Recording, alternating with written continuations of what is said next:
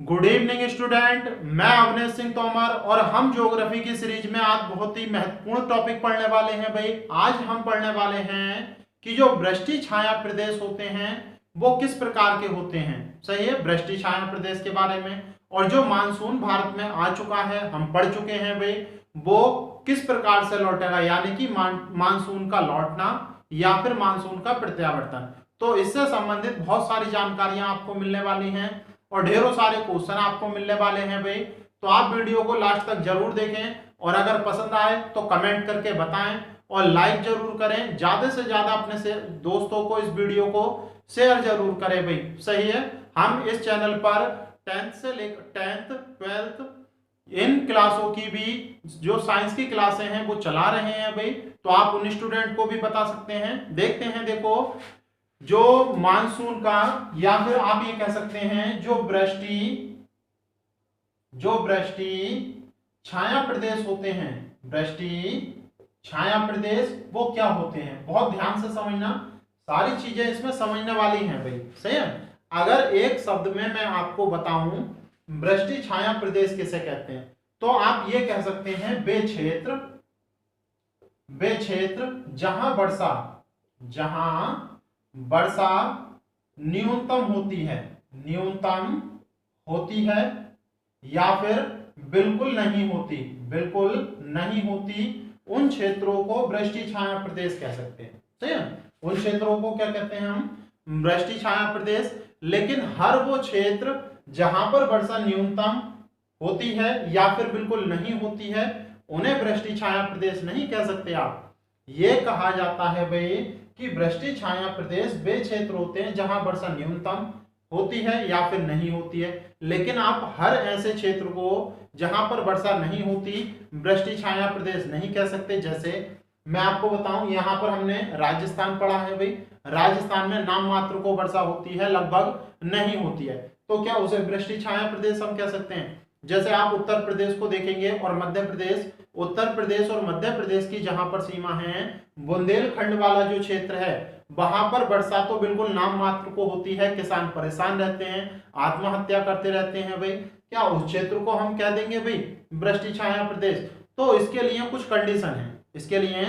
Condition है, विशेष area है, तो उसके आधार पर हम निर्धारण करते हैं कि कौन सा क्षेत्र वृष्टि छाया प्रदेश होगा या फिर नहीं होगा। तो बहुत ध्यान से समझें। देखो हम ये पढ़ चुके हैं भाई, जो दक्षिण पश्चिमी मानसून, आप लिखते रहना, समझाने की चीजें हैं, बहुत ज्यादा लिखने की चीजें नहीं है अभी बोर्ड पर, तो समझना आपका जरूरी है। जो दक्षिण पश्चिमी मानसून था वो दक्षिण पश्चिम से कहां की ओर टकराता है भाई, आपका किस पर टकराता है, पश्चिमी घाट पर्वत। ये तो क्लियर है भाई, आप पढ़ चुके हैं। तो पश्चिमी घाट पर्वत के पश्चिमी सिरे पर जाकर टकराता है, पूर्वी सिरे पर नहीं टकराता। ये बात भी क्लियर है। तो देखो इसकी कुछ कंडीशन है, मैं आपको समझाता हूं। यहां पर आप इसे पश्चिमी घाट पर्वत का एक पहाड़ माने, ये पहाड़ ऐसे रखा हुआ है भाई इस प्रकार से, तो इसका ये पश्चिमी सिरा होगा, पश्चिमी घाट पर्वत का ये कौन सा सिरा होगा भाई, पश्चिमी सिरा होगा। और ये वाला जो होगा ये कौन सा सिरा होगा, पूर्वी। कौन सा सिरा होगा भाई, पूर्वी सिरा। तो ये वाली बात तो क्लियर है, यानी कि ये वो सिरा है जहां से मानसून आकर टकराता। ये कौन सा सिरा है भाई, जहां दक्षिण पश्चिमी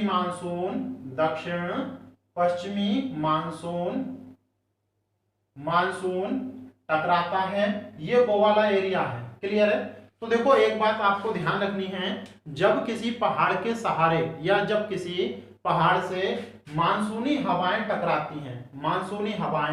टकराती हैं, तो उस पहाड़ के ढाल के साथ साथ ऊपर की ओर उठती हैं, तो उस पहाड़ के ढाल के साथ साथ ऊपर की ओर उठती हैं। तो ये जो आपको एरो दिखाई दे रहा है, ये मैंने वो मानसून बनाया है भाई। मानसून जो पर्वतीय ढाल है उसके समानांतर देखो ऊपर की ओर उठता हुआ दिखाया। और आपको याद रखना है, पर्वत के जिस ढाल के सहारे मानसूनी हवाएं ऊपर की ओर जाती हैं, उस ढाल को पवन सम्मुख ढाल कहते हैं। क्या कहते हैं भाई, पवन सम्मुख ढाल। तो आप याद रखेंगे। और देखो आप ये भी जानते हैं भाई, जैसे जैसे हवाएं नीचे से ऊपर की ओर जाती हैं उनके ताप में कमी होती है, टेम्परेचर ऊपर जाने पर क्या होता है भाई, घटता है। तो देखेंगे, देखो जैसे जैसे ये हवाएं ऊपर की ओर जा रही हैं, इनके ताप में जो कमी होती है उसी को हम कहते हैं एडियाबैटिक ताप ह्रास। एडियाबैटिक ताप ह्रास यानी कि धरातल पर ताप ज्यादा होगा, जब आप ऊपर चढ़ जाएंगे तो ताप कम, तो उसका जो डिफरेंस होगा वही कहलाता है एडियाबैटिक ताप ह्रास। ये दो बातें समझ में आ रही हैं भाई। अब देखेंगे, देखो जब मानसूनी हवाएं ऊपर की ओर चलती हैं तो उनके ताप में लगातार क्या होती है, कमी, और जब कमी होगी तो जो हवाओं में जो दक्षिण पश्चिमी मानसून यहां से अरब सागर से हवाएं लेकर चला है, जिनमें नमी है, वो नमी क्या होगी, संघनन होगा। उसका क्या होगा भाई, संघनन, और संघनन के फलस्वरूप वो बूंदों के रूप में नीचे की ओर आ जाएंगी। वो क्या होंगी भाई, बूंदों के रूप में नीचे की ओर। तो ये कुछ ज्यादा ऊंचे पहाड़ होते हैं, आपको तो छोटा लग रहा है भाई, 2300, 2900, 2400, 1800, 1900 इतने मीटर ऊंचे पहाड़ होते हैं। और जब हवाएं 1800, 1900 या 2000 मीटर की ऊंचाई तक जाएंगी तो उनके ताप में बहुत ज्यादा कमी हो जाती है, जितनी भी जलवाष्प होती है वो पानी की बूंदें बनकर नीचे आ जाती है। तो देखो जितना भी पानी होता है, तो ये जो पवन सम्मुख ढाल है इस पर क्या होगी भाई, खूब वर्षा होती है। इस पर क्या होती है, खूब वर्षा। और मैंने आपको बताया भी कि कोरोमंडल तट पर लगभग 250 सेंटीमीटर वर्षा होती है। तो कोरोमंडल तट क्या है, पश्चिमी तटी तो है, तो 250 सेंटीमीटर। अब देखो जब ये हवाएं पहाड़ को पार करेंगी, यानी कि जब अंदर के क्षेत्र में जाएंगी, जब ये हवाएं पहाड़ को पार करेंगी और किस ओर जाएंगी भाई, अंदर की ओर, यानी कि पूर्वी सिरे की ओर, तब इन हवाओं में नमी नहीं बचती। तब इन हवाओं में नमी नहीं बचती। क्यों? क्योंकि जो भी नमी है वो किस ढाल पर गिरा चुकी हैं, पवन सम्मुख ढाल पर वो उसे गिरा चुकी हैं, और इसी कारण से अब इनमें नमी नहीं होती, या फिर आप ये कह सकते हैं बहुत कम नमी होती है। और जब ये दूसरे ढाल से नीचे की ओर उतरती हैं, तो जब नीचे से ऊपर की ओर गए ताप में कमी हुई, अब जब ऊपर से नीचे की ओर जाएंगे तो ताप में वृद्धि होगी। इसे कहते हैं एडियाबैटिक ताप वृद्धि। तो मानसूनी हवाएं पर्वत के जिस ढाल के सहारे नीचे की ओर उतरती हैं, पर्वत के जिस ढाल के सहारे नीचे की ओर उतरती हैं, उसे पवन विमुख ढाल कहते हैं। क्या कहते हैं भाई, पवन विमुख ढाल कहते हैं। तो आप याद रखेंगे, जब इन हवाओं में नमी ही नहीं है तो क्या ये वर्षा करेंगी, नहीं करेंगी भाई। तो आपको याद रखना है, जो पवन विमुख ढाल होता है उसके इस वाले क्षेत्र में जितने भी एरिया होंगे वहां पर हवाएं वर्षा नहीं करेंगी, और जब ये मानसूनी हवाएं वर्षा नहीं करेंगी तो ये क्षेत्र वर्षा से वंचित रह जाएगा, और इस प्रकार के क्षेत्र को हम कहते हैं वृष्टि छाया प्रदेश। क्या कहते हैं भाई, वृष्टि छाया प्रदेश। तो याद रखना है, ये सारी कंडीशन होनी चाहिए, तभी उस क्षेत्र को आप क्या कह सकते हो भाई, वृष्टि छाया प्रदेश कह सकते हो। और भारत में ऐसे क्षेत्र जो प्रायद्वीपीय पठार है उसके मध्य में, ऐसे क्षेत्र प्रायद्वीपीय पठार के मध्य में है। कहां कहां, देखो जो महाराष्ट्र है, महाराष्ट्र का जो पूर्वी सिरा है, महाराष्ट्र का जो पूर्वी सिरा है जिसे आप किस नाम से जानते हैं, विदर्भ, तो वो वृष्टि छाया प्रदेशों के अंतर्गत आता है। क्लियर है भाई। दूसरा देखेंगे, जो तेलंगाना वाला क्षेत्र है या फिर तेलंगाना से लगा हुआ आंध्र प्रदेश, तेलंगाना वाला क्षेत्र या तेलंगाना से लगा हुआ आंध्र प्रदेश, यहां पर वर्षा होती है लेकिन बहुत कम होती है, तो इसे भी किसके अंतर्गत रखा जाता है भाई, वृष्टि छाया प्रदेश के अंतर्गत। और जो कर्नाटक का उत्तरी भाग है वो भी किसके अंतर्गत आता है, वृष्टि छाया प्रदेश। तो भारत में ये तीन प्रमुख वृष्टि छाया प्रदेश हैं, एक तो महाराष्ट्र का पूर्वी क्षेत्र जो विदर्भ कहलाता है, एक तेलंगाना और तेलंगाना से लगा हुआ आंध्र प्रदेश, और कर्नाटक का उत्तरी क्षेत्र। तो आप समझ गए भाई। तो ये क्षेत्र क्या कहलाते हैं, आपके वृष्टि छाया प्रदेश। अब देखो चीजों को आप समझने की कोशिश करें, ये जो विदर्भ या पश्चिमी सिरा है यहाँ पर जो वर्षा नहीं होती, ये जो इसका पूर्वी सिरा है जिसे आप क्या कह रहे हैं, वृष्टि छाया प्रदेश, यहां पर वर्षा ना होने के दो कारण हैं भाई। कितने कारण हैं, दो। तो आप लिख सकते हैं वृष्टि छाया प्रदेशों में वर्षा ना होने के दो प्रमुख कारण हैं। पहला कारण लिख रहे हैं हम कि जब जो मानसूनी हवाएं हैं पवन सम्मुख ढाल पर ऊपर की ओर चलती हैं, यानी कि ऊपर की ओर उठती हैं, तो वह अपनी अधिकांश नमी को पवन सम्मुख ढाल पर ही छोड़ देती हैं, और जब इसे पार करके पवन विमुख ढाल के सहारे उतरती हैं तो इनमें नमी नहीं होती है या फिर बहुत कम होती है। इसी कारण यहाँ पर वर्षा नहीं हो पाती। पहला कारण ये है भाई। दूसरा कारण समझेंगे, देखो जब मानसूनी हवाएं पवन सम्मुख ढाल को पार करके, पवन सम्मुख ढाल को पार करके किसके सहारे नीचे उतरती हैं भाई, पवन विमुख ढाल के सहारे नीचे उतरती हैं, तो ऊपर से नीचे की ओर आने पर ताप में क्या हो रही है, वृद्धि। मान के चलो आप कि थोड़ी बहुत नमी अभी हवाओं में थी, जब पवन विमुख ढाल पर उसने उतरना शुरू किया तो आप मानकर चल सकते हैं कि उसमें थोड़ी बहुत नमी थी, लेकिन जैसे जैसे नीचे की ओर आ रहे हैं ताप में क्या हो रही है, वृद्धि। तो वो जो नमी है वो भी क्या हो जाएगी भाई, शुष्क हो जाएगी, वो भी क्या हो जाएगी, शुष्क। और इन्हीं दोनों कारणों से वृष्टि छाया प्रदेशों में वर्षा नहीं होती है।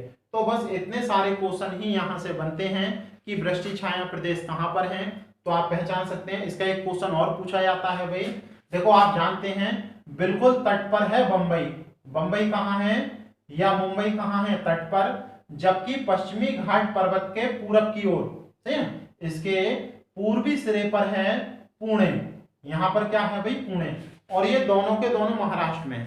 एक क्वेश्चन पूछा जाता है आपसे कि बंबई और पुणे दोनों के दोनों महाराष्ट्र में है, सही है, परंतु इन क्षेत्रों में होने वाली वर्षा, परंतु इन क्षेत्रों में होने वाली वर्षा में विभिन्नता क्यों पाई जाती है। तो आप याद रखेंगे कि जो पुणे हैं वो वृष्टि छाया प्रदेशों के अंतर्गत आता है, किसके, वृष्टि छाया प्रदेशों के अंतर्गत, यानी कि ये किस ओर है भाई, पूर्वी ढाल पर पवन विमुख ढाल के सहारे बसा हुआ है, इसीलिए यहाँ पर हवाएं वर्षा नहीं करती हैं। जबकि बंबई किधर पड़ रहा है, पवन सम्मुख ढाल के सहारे, यानी कि इधर की ओर, इसीलिए यहाँ पर वर्षा होती है। तो आप क्लियर कर सकते हैं भाई, इसीलिए दोनों महाराष्ट्र में हैं, लेकिन दोनों के यहाँ की जलवायु या फिर आप ये कह सकते हैं होने वाली वर्षा की मात्रा में बहुत ही भिन्नता है। इतना क्लियर है। अब देखो मैं आपको यह समझाता हूं कि आप राजस्थान को क्यों नहीं कह सकते वृष्टि छाया प्रदेश, बुंदेलखंड को क्यों नहीं कह सकते वृष्टि छाया प्रदेश। देखेंगे, देखो जो आपका राजस्थान का क्षेत्र है वहां पर दोनों शाखाएं पहुंच रही थी दक्षिण पश्चिमी मानसून की। जो अरब सागर वाली शाखा थी उसमें पर्याप्त मात्रा में नमी थी, लेकिन पहाड़ियां उसके समानांतर थी, वहां से निकल गई। तो नमी है लेकिन पहाड़ का ढाल ही खराब है। पहाड़ का ढाल क्या है, उनके सम्मुख है, बिल्कुल उसकी दिशा में है, समानांतर है, तो वर्षा नहीं हो रही भाई। और दूसरी जो बंगाल की खाड़ी वाली शाखा थी, उस शाखा के कारण क्या हुआ था भाई, जब हवाएं पहुंची थी तब उनकी नमी समाप्त हो गई। तो क्या इस जैसी बिल्कुल भी कंडीशन बन रही है, नहीं बन रही। और यही हश्र है आपका बुंदेलखंड का। बुंदेलखंड का जो क्षेत्र है वहां पर हवाएं हिमालय से टकराकर नीचे की ओर आती हैं, और जब हिमालय से टकराकर नीचे की ओर आती हैं, क्योंकि देखो अगर आपने यूपी पढ़ा है तो यूपी के बिल्कुल दक्षिण में पड़ता है बुंदेलखंड और उत्तर में पड़ता है शिवालिक हिमालय। तो मैंने आपको बताया था जो हवाएं होती हैं वो मुख्य रूप से किस ओर मुड़ जाती हैं भाई, दाईं ओर फेरेल के नियम के अनुसार, और टकराकर खूब वर्षा करती हैं। फिर टकराने के बाद दक्षिण को आती हैं। ये कहाँ आती हैं, दक्षिण की ओर, और जब दक्षिण की ओर आती हैं तो इनकी नमी समाप्त हो चुकी होती है। तो यहाँ पर भी कोई इस प्रकार की कंडीशन नहीं बन रही। तो आपको वृष्टि छाया प्रदेश क्लियर हो गए भाई। तो मैक्सिमम इतना ही पूछा जाता है, बहुत ज्यादा डिटेल में जाएंगे तो फिर थ्योरी लिखने वाले एग्जाम में आप पहुंच जाएंगे भाई। वन लाइन के हिसाब से हमने किया है। इसके बाद देखो एक और पढ़ना है टॉपिक आपको, मानसून का लौटना। देखो मानसून भारत में आ चुका है और पूरे जून से सितंबर तक वर्षा कर रहा है, ठीक है। अब मानसून लौटना प्रारंभ कर देता है, मानसून लौटना प्रारंभ कर देता है, तो इसे दो तीन नामों से जाना जाता है। मानसून का लौटना, या फिर मानसून का प्रत्यावर्तन, या फिर निवर्तन कह सकते हैं, या फिर आप क्या कह सकते हैं भाई, निवर्तन कह सकते हैं। तो होता क्या है, बहुत ध्यान से समझना इस चीज को कि मानसून का लौटना कब प्रारंभ होता है। दो तीन क्वेश्चन बहुत इंपोर्टेंट बनते हैं। या फिर मानसून प्रत्यावर्तन किसे कहते हैं, या फिर मानसून का निवर्तन क्या होता है। देखो हम इन चीजों को पढ़ चुके हैं भाई, सही है, बहुत ध्यान से समझना। देखो हर एक छोटी से छोटी बात मैं आपको समझाता हुआ चलूंगा। जैसे आप ये भारत मान सकते हैं भाई, सही है, अगर इसे भारत वाला क्षेत्र मानकर चला जाए, भारत वाला क्षेत्र मानकर चला जाए तो क्या होगा भाई, देखो ये मान सकते हैं आप, सही है, एक रफ डायग्राम हमने बना लिया। तो हम जानते हैं यहां से होकर कर्क रेखा गुजर रही थी 23.5, सही है, पूरी डिटेल बता रहा हूं, बहुत ध्यान से समझना, जो क्वेश्चन आने का है फोर्स देकर बताऊंगा मैं आपको। यह है देखो कर्क रेखा, और कर्क रेखा पर आप जानते हैं, कर्क रेखा पर आप जानते हैं 21 जून को सूर्य चमकता है, 21 जून को सूर्य चमकता है। और 21 जून के बाद 22 जून से सूर्य क्या होता है, यहां पर है आपकी विषुवत रेखा 0 डिग्री, विषुवत रेखा 0 डिग्री। तो आप बिल्कुल ऐसे ही लिखकर चलें, क्योंकि 21 जून को कर्क रेखा पर सूर्य बिल्कुल लंबवत चमकता है, यानी कि भारत के बीचों बीच में बिल्कुल लंबवत चमकता है। लेकिन 22 जून के बाद या 22 जून से ये दक्षिण की ओर यानी कि विषुवत रेखा की ओर गति करना शुरू कर देता है, यानी कि भारत से दक्षिण की ओर जाना शुरू कर देता है। और हम जानते हैं कि यहां वाले क्षेत्र में ITCZ है, यहां वाले क्षेत्र में यानी कि पश्चिमोत्तर भारत में ITCZ, और ITCZ किसके साथ चलता है भाई, सूर्य के साथ, मैंने आपको बताया था। तो जब 22 जून के बाद या 22 जून से सूर्य आपका दक्षिण में जाने लगेगा, तो साथ ही साथ ITCZ भी दक्षिण की ओर खिसकने लगेगा, साथ ही साथ ITCZ भी दक्षिण की ओर खिसकने लगेगा। और मानसून किसके कारण था भाई, ITCZ के। तो मानसून भी कहां की ओर जाने लगेगा, दक्षिण की। तो ये तीनों लाइन समझ में आ रही हैं। 21 जून को कर्क रेखा पर सूर्य चमकता है, लेकिन 22 जून से दक्षिण की ओर यानी कि विषुवत रेखा की ओर चल देता है, और इसी के साथ साथ ITCZ भी दक्षिण की ओर चल देता है या खिसकने लगता है। चूंकि ITCZ दक्षिण की ओर खिसकने लगा है, तो इसी कारण से मानसून भी दक्षिण की ओर खिसकने लगता है। और ये लगभग 15 अक्टूबर तक भारत से बाहर चला जाता है, भारत से या भारतीय उपमहाद्वीप से बाहर चला जाता है, सही है। तो आप ये लिख सकते हैं, देखो जून के बाद यानी कि ये कब तक गया था भाई, सितंबर। तो आप सभी जानते हैं भाई 23 सितंबर को कहां आकर चमकेगा, 23 सितंबर को सूरज कहां आकर चमकेगा, विषुवत रेखा पर। कहां आकर चमकेगा भाई, विषुवत रेखा पर। और विषुवत रेखा के बाद जब दक्षिण में, तो 23 सितंबर को यहां चमक रहा है, यानी कि 1 सितंबर या सितंबर के पहले सप्ताह, तो सितंबर के पहले सप्ताह तक ये भारत को छोड़कर आ चुका होता है, यानी कि सूर्य 1 सितंबर तक भारत से बाहर आ चुका है और किसके निकट पहुंच चुका है, विषुवत रेखा। तो आप खुद बताइए, जब पूरी तरह से सूर्य बाहर आ चुका है, जब पूरी तरह से सूर्य भारत से बाहर आ चुका है, क्या ITCZ बाहर नहीं आया होगा, ITCZ बाहर आ गया होगा, साथ ही साथ मानसून भी क्या हो गया होगा भाई, बाहर की ओर आ गया होगा। तो आपको याद रखना है, भारत में मानसून का प्रत्यावर्तन या मानसून का लौटना लगभग 1 सितंबर से प्रारंभ होता है। आप लिख सकते हैं मानसून का प्रत्यावर्तन सितंबर के प्रथम सप्ताह से प्रारंभ होता है, प्रथम सप्ताह से प्रारंभ होता है। और प्रथम सप्ताह से प्रारंभ होकर लगभग 15 अक्टूबर तक पूरी तरह से भारत से बाहर चला जाता है, पूरी तरह से भारत से बाहर चला जाता है। आप इस लाइन को समझ गए होंगे भाई, क्योंकि मानसून का लौटना या मानसून लौटना कब से प्रारंभ करेगा, जब सूरज भारत से बाहर निकल जाएगा, क्योंकि सूरज के आने पर यानी कि ITCZ के आने पर ही तो भारत में मानसून आना प्रारंभ हुआ था। जब ये भारत से बाहर निकल गया 1 सितंबर या सितंबर के पहले सप्ताह में, तो उसी दिन से मानसून ने भी लौटना प्रारंभ कर दिया। क्यों, क्योंकि अब सूर्य जो है कहाँ की ओर बढ़ना शुरू हो जाएगा, दक्षिणी गोलार्ध। अब सूर्य का क्या होना शुरू हो जाएगा, दक्षिणी गोलार्ध यानी कि दक्षिणायन। अब भारत में उत्तर पूर्वी मानसून प्रभावित होने लगेगा, यानी कि अब भारत किस मानसून के प्रभाव में आने वाला है, उत्तर पूर्वी, और दक्षिण पूर्वी मानसून भारत से जा चुका है।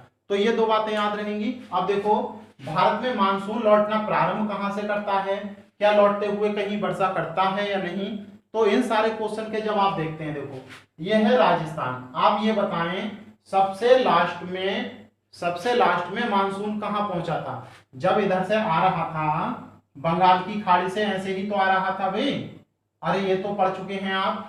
तो राजस्थान में सबसे अंत में पहुंच रहा था, सही है, और लौटना भी यहीं से प्रारंभ करता है। आप याद रखें राजस्थान से 1 सितंबर को मानसून का प्रत्यावर्तन यानी कि लौटना प्रारंभ होता है। 1 सितंबर को लौटना प्रारंभ होता है और 15 अक्टूबर तक भारत से पूरी तरह से बाहर चला जाता है। तो यहां से एक क्वेश्चन और लिख सकते हैं आप कि राजस्थान में वर्षा कम होने का कारण क्या है, कि सबसे लेट तो मानसून पहुंचता है यहां पर और सबसे पहले यहां से चल पड़ता है। तो मानसून का जो टाइम पीरियड है वो सबसे कम किस राज्य में है, ये क्वेश्चन पूछा जा चुका है। देखो सबसे कम समय के लिए मानसून भारत के किस राज्य में ठहरता है, दक्षिण पश्चिमी। तो आप बता सकते हैं राजस्थान, क्यों, क्योंकि सबसे लास्ट में तो पहुंच रहा है और सबसे पहले यहां से जा रहा है। तो इसी कारण राजस्थान में कम वर्षा होती है, क्योंकि मानसून बहुत कम समय के लिए यहां पर रहता है। अब देखो जैसे मानसून आया था लौटकर भी बिल्कुल वैसे ही जाएगा। देखो इस प्रकार से इसने लौटना प्रारंभ कर दिया। अब आप जरा ये बताएं भाई, जब मानसून भारत में राजस्थान में पहुंचा था क्या नमी थी उसके पास, अरे नमी होती तो वर्षा ही नहीं करता। बिना नमी के शुष्क हवाओं के रूप में वापस लौटना शुरू कर दिया। क्या उत्तर भारत में चाहे तो दिल्ली में, कानपुर में, इलाहाबाद में, पटना में या फिर कलकत्ता में कहीं वर्षा करेगा, नहीं। क्यों नहीं करेगा, क्योंकि लौटते हुए मानसून में कोई भी नमी नहीं है, कोई भी नमी नहीं है। लेकिन जब ये भारत को पार करके बंगाल की खाड़ी में आता है, लेकिन जब लौटता हुआ मानसून भारत को पार करके बंगाल की खाड़ी में आता है तो बंगाल की खाड़ी में तो जल है भाई, तो यहां से पर्याप्त नमी मिल जाती है इसे, यहां से पर्याप्त नमी मिल जाती है और बहुत जल वाष्प होगी यहां पर। क्यों, क्योंकि बहुत लंबे समय से धधक रही है ये बंगाल की खाड़ी। अरे उत्तरी गोलार्ध में सूरज कब से आना शुरू हुआ था, मार्च से। मार्च, अप्रैल, मई, जून, जुलाई, अगस्त, सितंबर तक, इतने महीने तक लगातार सूरज की जो लंबवत किरणें हैं वो बंगाल की खाड़ी पर गिरी हैं और इतने लंबे समय में बहुत अधिक मात्रा में जल वाष्प एकत्रित हो जाती है। कहां पर, पश्चिम बंगाल वाले क्षेत्र में, यानी कि बंगाल की खाड़ी। और जब ये मानसून दक्षिण की ओर जाता है तो ये पर्याप्त नमी इसके साथ चलती है और आकर ये मानसून कहां टकराता है भाई, पूर्वी तट पर। कहां पर, कोरोमंडल तट। और कोरोमंडल तट पर अक्टूबर नवंबर के माह में दक्षिण पश्चिमी ये जो मानसून का लौटता हुआ है, ये लौटते हुए मानसून से वर्षा होती है।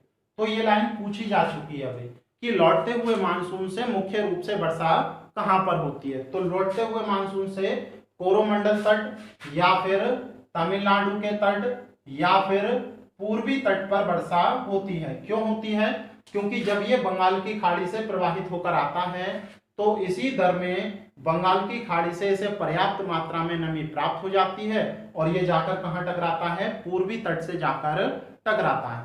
तो इतनी बातें क्लियर हैं भाई, यही 5-6 क्वेश्चन पूछे जाते हैं, आप नोट करके लिख सकते हैं। पूर्वी तट को इन दिनों 2 कारणों से वर्षा प्राप्त होती है, 2 कारणों से वर्षा प्राप्त होती है। देखो मैं शॉर्ट में समझा रहा हूं आपको। देखो आपको अगर ध्यान हो तो जब हमने उत्तर पूर्वी मानसून पढ़ा था, सही है, उत्तर पूर्वी मानसून, तो उत्तर पूर्वी मानसून भी अक्टूबर नवंबर के माह में प्रभावी होने लगता है। कब होने लगता है, अक्टूबर नवंबर के माह में। तो आप लिख सकते हैं पूर्वी तट पर वर्षा होने के 2 कारण बताए मैंने। पहला कारण यह है कि जब लौटता हुआ मानसून अक्टूबर नवंबर में लौट रहा होता है तो भारत में उत्तर पूर्वी मानसून प्रभावी हो जाता है। भारत में उत्तर पूर्वी मानसून प्रभावी हो जाता है और उत्तर पूर्वी मानसून के साथ साथ लौटता हुआ मानसून चलता है और उत्तर पूर्वी मानसून के साथ साथ कहां टकरा जाता है, पूर्वी तट पर टकरा जाता है और इस कारण से कोरोमंडल तट या तमिलनाडु के तट को वर्षा प्राप्त होती है। लेकिन उत्तर में ना तो आंध्र प्रदेश को और ना ही उड़ीसा को वर्षा प्राप्त होती है। क्लियर है। अब आंध्र प्रदेश और उड़ीसा को किससे वर्षा प्राप्त होती है, तो आप ध्यान रखेंगे भाई, जो उष्ण कटिबंधीय चक्रवात हैं, उष्ण कटिबंधीय चक्रवात, उष्ण कटिबंधीय चक्रवात से बाकी की वर्षा प्राप्त होती है। आप थोड़ा सा ध्यान रखें, आगे इससे अगला टॉपिक हमारा चक्रवात ही है। मैं आपको थोड़ा सा बताता हूं, बंगाल की खाड़ी मार्च से लेकर अक्टूबर नवंबर तक सूर्य की लंबवत किरणों के बीच में रही है और इसी कारण से ये जो है क्षेत्र धधकने लगता है, बहुत गर्म हो जाता है और इसके चारों ओर चक्रवात की पर्याप्त दशाएं उत्पन्न हो जाती हैं और बंगाल की खाड़ी में चक्रवात उत्पन्न होता है। और ये जो चक्रवात उत्पन्न होता है ये मुख्य रूप से इन तटों पर आकर टकराता है, आंध्र प्रदेश, उड़ीसा और पश्चिम बंगाल। आंध्र प्रदेश, उड़ीसा और पश्चिम बंगाल। आंध्र प्रदेश का जो तट है उसे रायल सीमा तट कहते हैं, रायल सीमा तट, और ये भी अक्टूबर नवंबर के दिनों में आते हैं। चक्रवात जो हैं मुख्य रूप से कब आते हैं भाई, अक्टूबर नवंबर के माह में। तब तक यहाँ पर चक्रवात के अनुकूल मौसम की दशाएं हो जाती हैं और अगले वीडियो में हम पूरा डिटेल से पढ़ेंगे कि चक्रवात वास्तव में आते ही क्यों और इधर को क्यों चल रहे हैं, इधर को क्यों नहीं चल रहे भाई। क्लियर है। तो देखेंगे ये अक्टूबर नवंबर या दिसंबर के माह में आने वाले चक्रवातों से पूर्वी तट को पर्याप्त मात्रा में वर्षा प्राप्त होती है, आंध्र प्रदेश के रायल सीमा तट को वर्षा प्राप्त होती है और ये जो है आपका उड़ीसा के उत्कल तट को वर्षा प्राप्त होती है और यहाँ पर है उत्तरी, देखो ऊपर लिख देता हूं मैं, उत्तरी सिरकार्स या उत्तरी सरकार लिखो, उत्तरी सरकार तट, पश्चिम बंगाल के उत्तरी सरकार तट, इन सभी तटों को उष्ण कटिबंधीय चक्रवातों से वर्षा प्राप्त होती है। तो आपको याद रखना है पूर्वी तट को दो कारणों से वर्षा प्राप्त होती है, लौटते हुए मानसून को जब उत्तर पूर्वी मानसून अपने प्रभाव क्षेत्र में ले लेता है तो तमिलनाडु में, और जो उष्ण कटिबंधीय चक्रवात हैं जो नवंबर दिसंबर अक्टूबर के माह में आते हैं वो आंध्र प्रदेश के रायलसीमा तट और उड़ीसा के उत्कल तट और पश्चिम बंगाल के उत्तरी सरकार तट पर पर्याप्त मात्रा में वर्षा करते हैं। तो आपको ये वीडियो पसंद आई होगी भाई, अगर पसंद आई हो तो कमेंट करके जरूर बताएं और लाइक करें, ज्यादा से ज्यादा स्टूडेंट को इसे शेयर करें। Thank you.